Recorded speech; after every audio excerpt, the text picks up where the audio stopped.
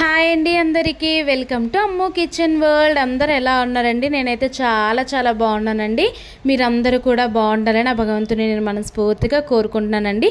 ఈరోజు మన వ్యూయర్స్ కోసం నేను గుత్తి వంకాయ కూర ఏ విధంగా చేసుకోవాలి, అలాగే దీనికి కావాల్సిన ఇంగ్రీడియంట్స్ ఏంటో చూపిద్దామని చెప్పేసి ఇలా మీ ముందుకు వచ్చానండి. ఈ గుత్తి వంకాయ కూర అనేది నేను చూపించేటట్టు ఒకసారి చేసుకోండి. చాలా అంటే చాలా టేస్టీగా ఉంటుందండి. ఈ గుత్తి వంకాయ కర్రీని ఏ విధంగా చేసుకోవాలి, అదేవిధంగా దీనికి కావాల్సిన ఇంగ్రీడియంట్స్ ఏంటో చూసేద్దాం. మరెందుకండి వచ్చేసండి వీడియోలోకి. వంకాయలు, పొడుగా కట్ చేసి పెట్టుకున్న ఉల్లిపాయలు, టమాటా ముక్కలు, సన్నగా కట్ చేసి పెట్టుకున్న ఒక ఉల్లిపాయ, పచ్చిమిరపకాయలు, కరివేపాకు, కొత్తిమీర, కొద్దిగా జీలకర్ర, నానబెట్టుకున్న చింతపండు, ఉప్పు, పసుపు, కారం, గరం మసాలా, అల్లం వెల్లుల్లి పేస్ట్. వంకాయని ఈ విధంగా 4 ముక్కలు కట్ చేసి పెట్టుకోవాలండి. మిక్సీ జార్లోకి ఉల్లిపాయలు వేసి మిక్సీ పేస్ట్ చేసుకోవాలి. ఆయిల్ హీట్ అయిన తర్వాత ఈ వంకాయలను వేసుకొని ఈ విధంగా ఫ్రై చేసుకొని పక్కన పెట్టుకోవాలి. ఇప్పుడు వేరే ప్యాన్లోకి ఆయిల్ హీట్ అయిన తర్వాత జీలకర్ర, అలాగే ఉల్లిపాయ ముక్కలు, పచ్చిమిరపకాయలు, కరివేపాకు వేసి వేయించుకోవాలి. అల్లం వెల్లుల్లి పేస్ట్ కూడా వేసుకోవాలి. అలాగే పేస్ట్ను కూడా, టమాటా పేస్ట్ కూడా వేసుకొని పచ్చివాసన పోయే వరకు కూడా వీటంతటిని ఒకసారి కలుపుకొని గ్యాస్ అనేది సిమ్లో పెట్టుకొని మూత పెట్టుకొని ఉడికించుకోవాలి. ఒక 3 నిమిషాలు చూసిన తర్వాత ఇప్పుడు చూసినట్లయితే టమాటా పేస్ట్ అనేది ఈ విధంగా అవుతుందండి. దీనిలోకి ఉప్పు, పసుపు, కారము కూడా యాడ్ చేసుకొని వీటంతటిని కూడా ఒకసారి మనము ఈ విధంగా కలుపుకోవాలండి. ఈ ఉప్పు కారం అనేది ఈ టమాటా పేస్ట్ కలిసేలాగా కలుపుకొని మూత పెట్టుకొని ఉడికించుకోవాలండి. ఒక 5 నిమిషాల తర్వాత మూత తీసి చూసినట్లయితే ఈ విధంగా ఉడుకుతుందండి.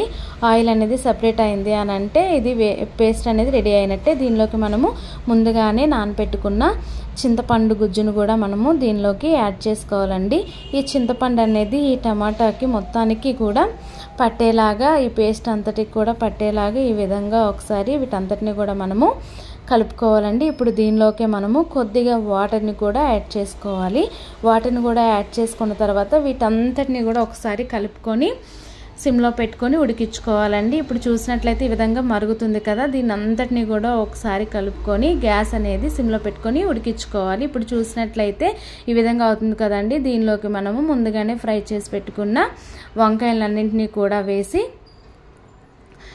ఈ విధంగా ఉడికించుకోవాలండి. వంకాయలన్నీ వేసేసిన తర్వాత ఒక్కసారి ఈ మసాలా అంతటిని కూడా ఒకసారి మనము నెమ్మదిగా వంకాయలు అనేవి విడిపోకుండా నెమ్మదిగా కలుపుకోవాలండి. ఈ విధంగా కలుపుకున్న తర్వాత మూత పెట్టుకుని 5 నిమిషాలు ఉడికించుకోవాలి.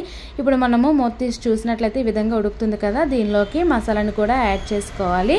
యాడ్ చేసుకొని ఈ మసాలా అనేది ఈ వంకాయలన్నిటికీ పట్టేలాగా, ఈ పేస్ట్ కూడా కలిసేలాగా ఒకసారి వీడియోలో చూపించినట్టు ఒకసారి నెమ్మదిగా కలుపుకోవాలండి. ఈ విధంగా కలుపుకొని చివరిలో మనము కొత్తిమీరని కూడా యాడ్ చేసుకోవాలి.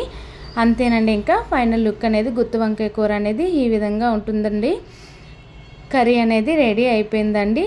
మీరు కూడా ఒకసారి నాలా ట్రై చేయండి. రైస్లోకి ఈ కర్రీ అనేది చాలా అంటే చాలా బాగుంటుందండి. నేను చూపించిన విధంగా మీరు కూడా ఒకసారి ట్రై చేయండి. మనము ఉల్లిపాయ టమాటాలు అనేది పేస్ట్ చేసుకున్నాం, కానీ ఒక ఉల్లిపాయ అనేది చిన్న ముక్కలుగా కట్ చేసుకొని ఈ విధంగా వేసుకున్నట్లయితే అన్నంతో కలుపుకొని తినేటప్పుడు ఈ గ్రేవీతో పాటు ఆ ఉల్లిపాయ ముక్కలు అనేవి పంటికి తగిలేటప్పుడు చాలా అంటే చాలా టేస్టీగా ఉంటుందండి. మరి ఎందుకండి ఆలస్యం, మీరు కూడా నాలాగా ట్రై చేసి ఎలా వచ్చిందో కామెంట్ సెక్షన్లో కామెంట్ చేయండి. అలాగే మీకు ఏదైనా రెసిపీ తయారీ విధానం కావాలనుకుంటే కామెంట్ బాక్స్లో కామెంట్ చేయండి. మొదటిసారి మీరెవరైనా నా వీడియోస్ని కనుక చూసినట్లయితే ప్లీజ్ లైక్ చేయండి, షేర్ చేయండి, సబ్స్క్రైబ్ చేసుకోండి ఫ్రెండ్స్. మరెందుకంటే ఆలస్యం, వీడియోలో నేను చూపించిన విధంగా మీరు కూడా ఒకసారి ట్రై చేసి ఎలా వచ్చిందో కామెంట్ సెక్షన్లో కామెంట్ చేయడం మాత్రం మర్చిపోకండి ఫ్రెండ్స్. ఈ కర్రీ అనేది 10 నిమిషాలలో మనం రెడీ చేసుకోవచ్చండి. చాలా అంటే చాలా టేస్టీగా ఉంటుంది.